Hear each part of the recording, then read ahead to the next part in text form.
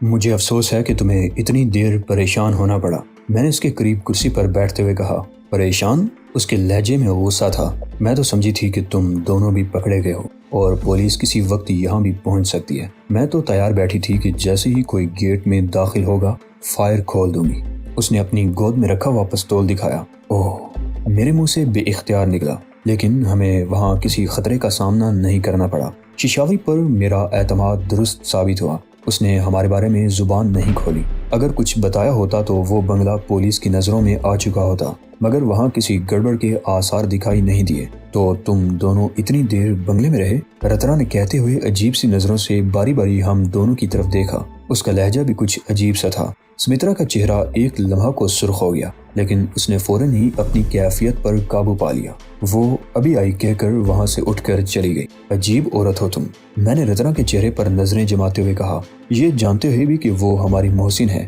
ہم اس وقت اس کی وجہ سے زندہ ہیں۔ تم اس پر شک کر رہی ہو؟ میں کسی پر شک نہیں کر رہی، رتنا نے جواب دیا۔ میں جانتی ہوں تم لوگ اتنی دیر وہاں پر کیوں رکے رہے۔ بہرحال ختم کرو اس بات کو۔ اور پھر میں نے بھی موضوع بدل دیا۔ کچھ دیر بعد میں اسے بتا رہا تھا کہ ششاوری نے اب تک پولیس کو ہمارے بارے میں کچھ نہیں بتایا، اور یہ کہ فی الحال وہ بنگلہ بھی محفوظ ہے۔ اور پھر اس رات ایک اور افتاد آن پڑی۔ اس رات روپ سہائے نے سمترا کو فون پر بتایا کہ وہ اگلے روز شام کو کوٹ پتلی پہنچ رہا ہے۔ وہ کم از کم ایک ہفتہ یہاں رہے گا۔ سمترا نے بتایا، اسے یہ تو معلوم ہے کہ تم لوگ یہاں موجود ہو، لیکن ہو سکتا ہے کہ وہ اپنی موجودگی میں تم لوگوں کا یہاں رہنا پسند نہ کرے، اس لیے میرے خیال میں ہم تمہارے بنگلے میں منتقل ہو جائیں گے۔ میں نے اس کی بات کاٹ دی۔ میں بھی یہی کہنا چاہتی تھی، سمترا بولی۔ آج ہم تقریباً 5 گھنٹے وہاں رہے ہیں۔ اس دوران کسی گڑبڑ کے آثار تو دکھائی نہیں دیے، لیکن عین ممکن ہے کہ بنگلے کی نگرانی ہو رہی ہو اور وہ لوگ ریڈ کرنے کے لیے کسی مناسب موقع کی تلاش میں ہوں۔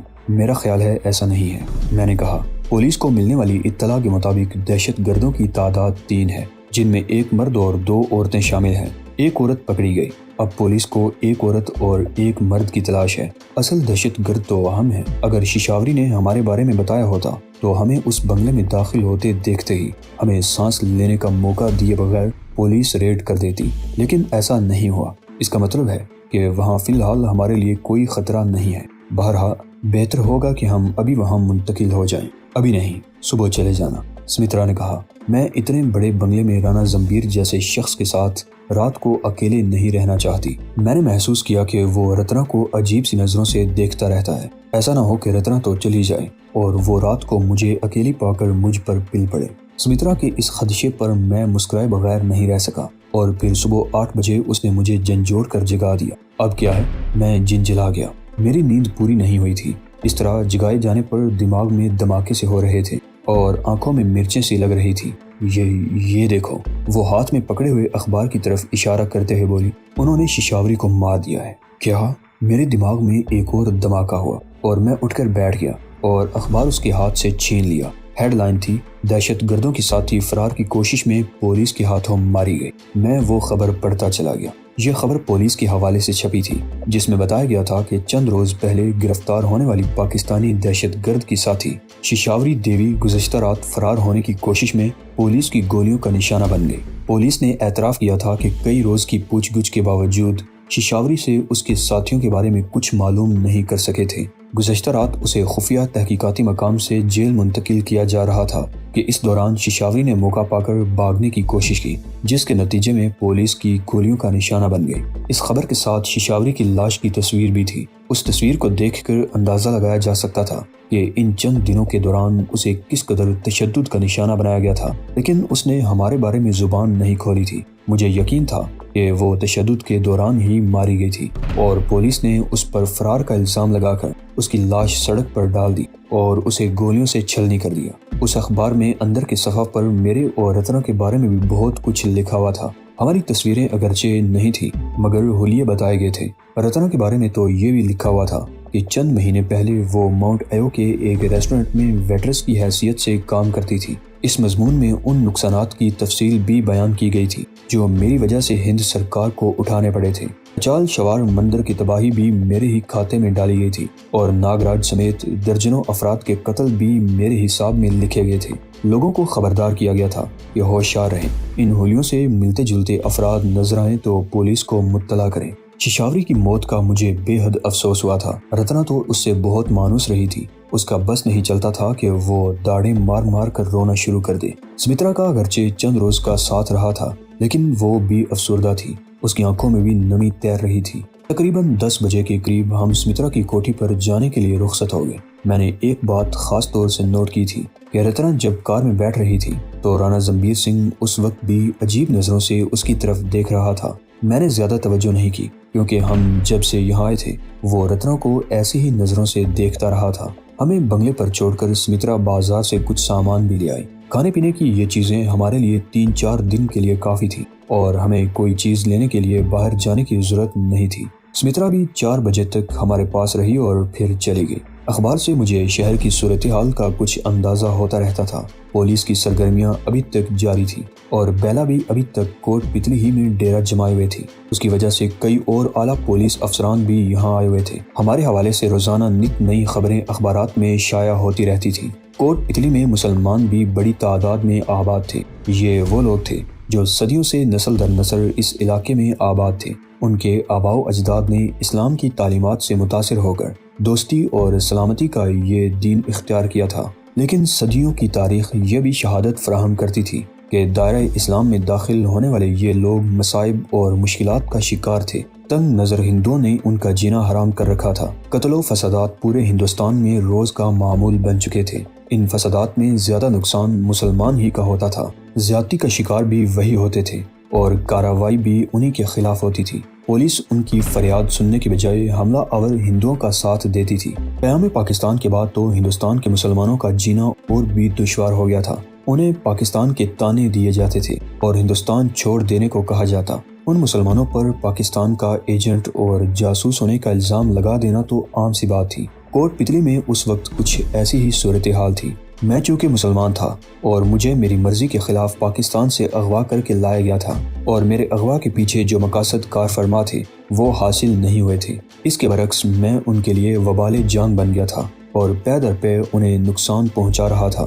اس لیے مجھے پاکستانی دہشت گرد قرار دیا گیا تھا۔ پاکستانی اور مسلمان ہونے کے ناطے تنگ نظر ہندوؤں نے یہ فرض کر لیا تھا کہ مجھے مسلمانوں کی حمایت اور ہمدردیاں حاصل ہیں۔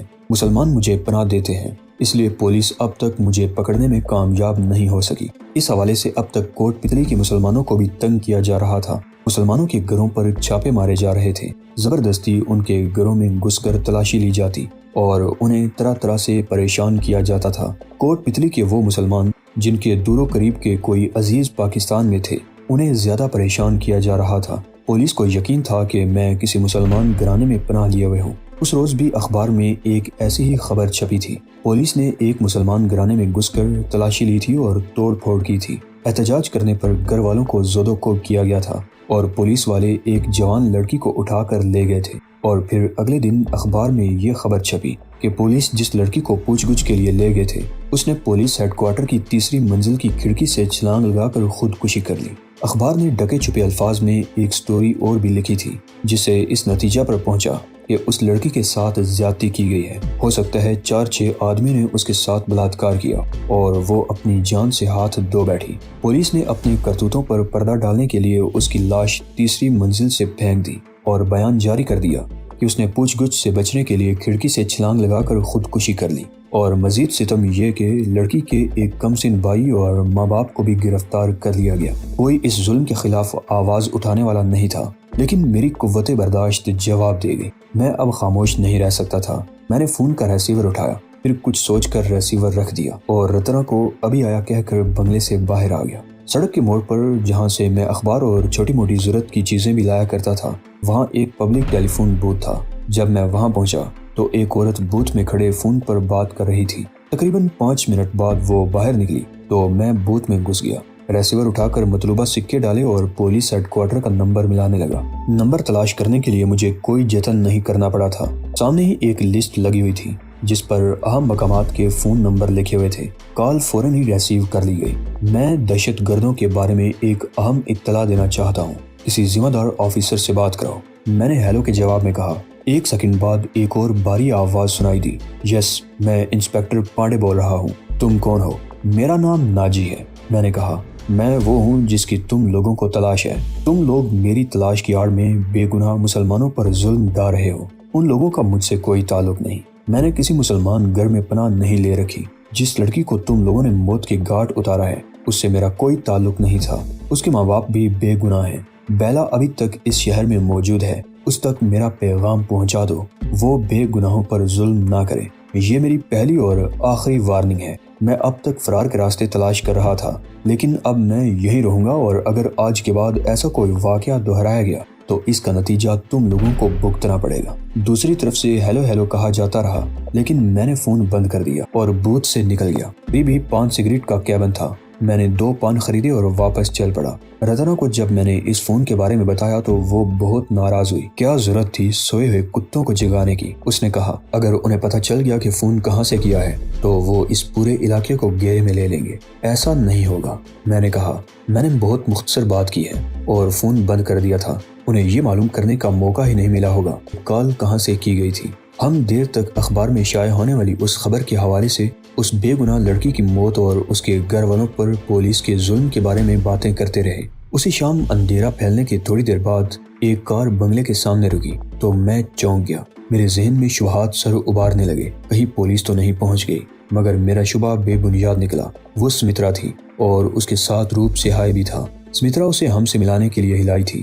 روپ سہائے ہم سے مل کر بہت خوش ہوا، لیکن رتنا کو دیکھ کر اس کی آنکھوں میں الجھن تیر گئی۔ مجھے لگتا ہے میں نے پہلے تمہیں کہیں دیکھا ہے، وہ پرسوچ انداز میں بولا۔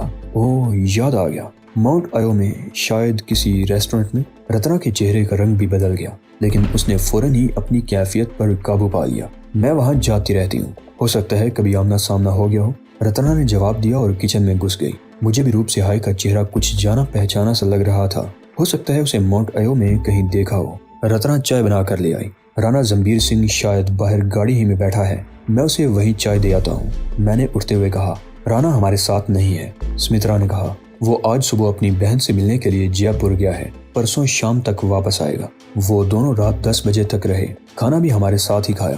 روپ سہائے نے کہا تھا کہ اگر ہمیں کوئی تکلیف ہو تو ہم بلا تکلف اس سے کہہ دیں۔ ان کے جانے کے بعد ہم دیر تک اس کے بارے میں باتیں کرتے رہے۔ وہ شاید رتنا کو پہچان گیا تھا کہ ماؤنٹ ایو میں اسے پریم نورس ریسٹورنٹ میں دیکھا تھا، مگر اس نے اپنی بات پر زور نہیں دیا تھا۔ 2 دن گزر گئے اور پھر 11 بجے کے قریب ایک گاڑی بنگلے کے سامنے رکی۔ اس وقت برآمدے کا بلب بھی بجھا ہوا تھا۔ میں نے رتنا کو اشارہ کیا اور خاموشی سے باہر نکل گیا۔ اس وقت کال بیل کی آواز گونج اٹھی۔ وہ رانا زمبیر سنگھ تھا۔ اس کا اس وقت آنا بلا مقصد نہیں ہو سکتا تھا۔ ہو سکتا ہے سمترا نے اسے کسی خاص وجہ سے بھیجا ہو۔ میں نے اسے گیٹ کھول کر اندر بلا لیا۔ رتنا بھی اسے دیکھ کر چونکے بغیر نہیں رہ سکی تھی۔ کوئی خاص بات؟ میں نے اندر آ کر سوالیہ نگاہوں سے اس کی طرف دیکھا۔ 2 دن پہلے جے پور میں تھا، اس نے کہا۔ وہاں میں ماؤنٹ ایو چلا گیا۔ تمہارے لیے ایک تحفہ لایا ہوں دیوی جی۔ اس نے جیب سے ایک لفافہ نکال کر رتنا کی طرف بڑھا دیا۔ رتنا نے لفافہ کھولا تو اس میں 2 فوٹوگراف برآمد ہوئے۔ رتنا کا چہرہ ایک دم سیاہ پڑ گیا۔ کیا ہوا؟ یہ کیا ہے؟ میں نے پوچھا۔ رتنا کی اوپر والی رنگین تصویر ماؤنٹ ایو کے پریم نورس ریسٹورنٹ کے ڈریس میں تھی۔ سینے پر ریسٹورنٹ کا بیج بھی لگا ہوا تھا۔ یہ تصویر دیکھ کر میری کنپٹیاں سلگ اٹھی اور پورے جسم پر چیونٹیاں سی رینگتی ہوئی محسوس ہونے لگی۔ مجھے سمجھنے میں دیر نہیں لگی کہ رانا زمبیر سنگھ اس وقت یہاں کیوں آیا تھا اور یہ تصویر ہمیں کیوں دکھائی تھی۔ میں نے جب گیٹ کھول کر اسے اندر آنے کی اجازت دی تو میں نے اپنا پستول جیب میں ڈال لیا تھا۔ میں نے پستول نکالنے کے لیے جیب کی طرف ہاتھ بڑھایا، مگر رانا زمبیر مجھ سے زیادہ چالاک اور پھرتیلا ثابت ہوا۔ اس نے بڑی تیزی سے اپنی جیب سے پستول نکال لیا۔ نہیں ناجی صاحب، اس کی حلق سے بیڑیے جیسی غراہٹ نکلی، تم کوئی غلط حرکت نہیں کرو گے۔ میرا یہ پستول شور مچانا بھی پسند نہیں کرتا، اپنی جگہ پر کھڑے رہو۔ میرے دماغ میں دھماکے سے ہونے لگے اور سنسنی کی لہر پورے جسم میں پھیلتی چلی گئی، اور میں بے حس و حرکت اپنی جگہ پر کھڑا رانا زمبیر سنگھ کی طرف دیکھتا رہا۔ رانا زمبیر سنگھ کے منہ سے اپنا نام سن کر مجھے سینے میں سانس رکتا ہوا محسوس ہونے لگا۔ دل جیسے سینے میں نہیں کن پٹیوں میں دھڑک رہا ہو۔ دماغ کی نسوں میں تناؤ سا پیدا ہو گیا۔ صورتحال اگرچہ خاصی سنگین تھی، لیکن میں خوف زدہ نہیں تھا۔ خوف کا لفظ تو میں نے عرصہ پہلے اپنی ڈکشنری سے نکال دیا تھا۔ اس وقت رانا کے منہ سے اپنا نام سن کر مجھ پر جو وحشت سی طاری ہوئی تھی اسے میں نے فوراً ہی ذہن سے جھڑک دیا اور لہجے کو پرسکون رکھنے کی کوشش کرتے ہوئے بولا، یہ کیا مذاق ہے رانا؟ پستول ہٹاؤ سامنے سے۔ اور یہ مذاق نہیں مسٹر ناجی، اس نے میرے چہرے پر نظریں جماتے ہوئے کہا۔ یہ پستول اصلی ہے، اس میں 11 گولیاں ہیں۔ تم اس حقیقت سے انکار نہیں کر سکتے کہ تم دونوں اس وقت میرے رحم و کرم پر ہو۔ اس میں کوئی شبہ نہیں کہ ہم اس وقت تمہارے رحم و کرم پر ہیں، لیکن یہ مذاق مجھے پسند نہیں آیا۔ روپ سہائے کو پتہ چلے گا تو وہ تمہیں کھڑے کھڑے نوکری سے نکال دے گا۔ یہ پستول ہٹاؤ سامنے سے۔ میں تمہاری اس حرکت کو مذاق سمجھ کر بھول جاؤں گا اور روپ سہائے سے اس کا کوئی ذکر نہیں کروں گا۔ میں نے کہا، میں پھر کہہ رہا ہوں کہ یہ مذاق نہیں مسٹر ناجی۔ اس نے ایک ایک لفظ پر زور دیتے ہوئے کہا، تم مجھے بار بار اس نام سے کیوں پکار رہے ہو؟ تمہیں کوئی غلط فہمی تو نہیں ہوئی؟ میں نے کہا، مجھے نہ تو کوئی غلط فہمی ہوئی ہے اور نہ ہی میں کسی خوش فہمی میں مبتلا ہوں۔ تمہیں بھی اس حقیقت کا اعتراف کر لینا چاہیے کہ تم وہی پاکستانی آتنکوادی ناجی ہو جسے پورے ہندوستان کی پولیس تلاش کر رہی ہے، اور تمہاری یہ دوست رتنا ہے، ماؤنٹ ایو میں پریم نواز ریسٹورنٹ کی سابق ویٹرس۔ تم دونوں اس حقیقت سے انکار نہیں کر سکتے۔ میرے پاس تمہارے ناجی اور اس کے رتنا ہونے کے ٹھوس ثبوت موجود ہیں۔ اوہ، میرے منہ سے گہرا سانس نکل گیا۔ رتنا کے بارے میں انکشاف نے بھی مجھے چونکا دیا تھا۔ پھر تو تم واقعی بہت بڑی غلط فہمی میں مبتلا ہو۔ اگر ہم وہ ہوتے جو تم سمجھ رہے ہو تو روپ سہائے جیسا کٹر دیش پرست شخص ہمیں اپنے گھر میں ایک لمحہ کو بھی ٹکنے نہ دیتا، اور سمترا دیوی، وہ دیش کے دشمنوں کو کیسے برداشت کر سکتی ہے؟ اگر ہم آتنکوادی ہوتے تو وہ پہلے ہی روز ہمیں پولیس کے حوالے کر دیتی۔ میں اپنا راستہ خود ہی بنا لوں گا، اور اب بحث بند۔ میرے پاس زیادہ وقت نہیں ہے۔ تم ہاتھ اوپر اٹھا کر کھڑے ہو جاؤ۔ مجھے معلوم ہے تمہارے پاس پستول ہے۔ اگر تم نے کوئی گڑبڑ کرنے کی کوشش کی تو میرے اس پستول کی گولی کوئی آواز پیدا کیے بغیر تمہاری کھوپڑی میں سوراخ کر دے گی۔ میں گہرا سانس لیتے ہوئے کھڑا ہو گیا۔ وہ اوپر سے گھوم کر میرے پیچھے آ گیا اور میری جیب سے پستول نکالنے کے بعد میرے لباس کو تھپ تھپا کر یہ اطمینان کر لیا کہ میرے پاس کوئی اور ہتھیار تو نہیں۔ رتنا پر اس نے توجہ نہیں دی تھی۔ اسے یقیناً اس بات کا علم نہیں تھا کہ رتنا کے پاس بھی ایک عدد پستول موجود ہے۔ اب یہ تو مجھے معلوم نہیں تھا کہ وہ پستول اس وقت رتنا کے لباس میں کہیں چھپا ہوا تھا یا کہیں اور رکھا ہوا تھا۔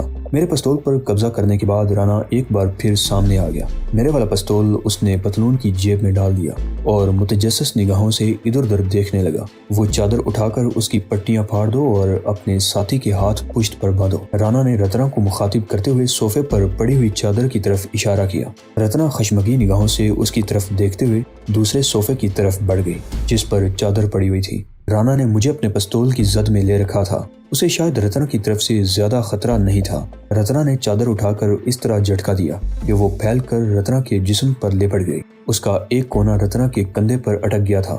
رتنا الٹے ہاتھ سے چادر کو کھینچنے لگی۔ اس کا دایاں ہاتھ چادر میں چھپا ہوا تھا اور پھر دوسرے ہی لمحے کمرے کی فضا فائر کی آواز سے گونج اٹھی۔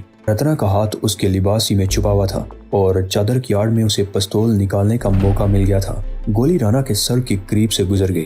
فائر کی اچانک آواز سے وہ اچھل پڑا تھا۔ میں نے اس موقع سے پورا فائدہ اٹھایا اور کسی طاقتور اسپرنگ کی طرح اپنی جگہ سے اچھلا۔ ہوا میں اڑتے ہوئے میرے پیر کی ٹھوکر رانا کے پستول والے ہاتھ پر لگی۔ پستول اس کے ہاتھ سے نکل کر دور جا گرا۔ وہ خود بھی لڑکھڑا گیا تھا۔ وہ ایک لمحہ کو بدحواس ہو گیا اور اس سے پہلے کہ وہ سنبھل سکتا میں اس پر پلٹ پڑا۔ رانا پشت کے بل نیچے گرا۔ میں اس کے سینے پر سوار ہو گیا اور دونوں ہاتھ اس کی گردن پر دبا دیے اور انگوٹھوں سے اس کا نرخرا دبانے لگا، مگر رانا نے مجھے پیروں پر اچھال دیا۔ میں الٹی کلابازی کھاتا ہوا ایک صوفے سے ٹکرا گیا۔